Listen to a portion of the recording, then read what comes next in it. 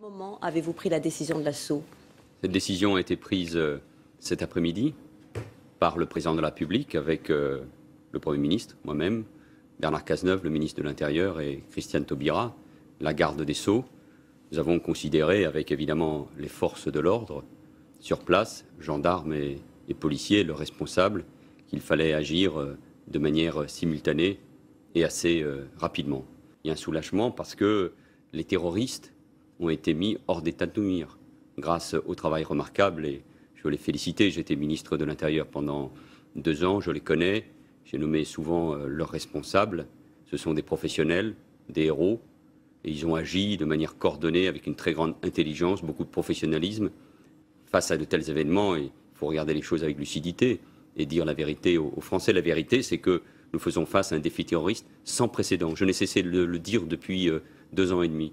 Comme ministre de l'Intérieur, j'ai fait voter une loi antiterroriste. Il y a quelques semaines, Bernard Cazeneuve a fait voter une nouvelle loi pour accroître les moyens pour lutter contre le terrorisme, pour lutter contre ces départs à l'étranger. Il n'y a pas de risque zéro, je l'ai toujours dit, et Bernard Cazeneuve l'a souvent répété.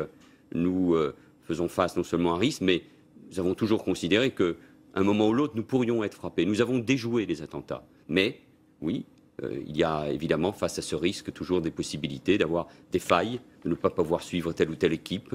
Et c'est pour cela que nous devons en tirer les leçons, analyser de près ce qui s'est passé.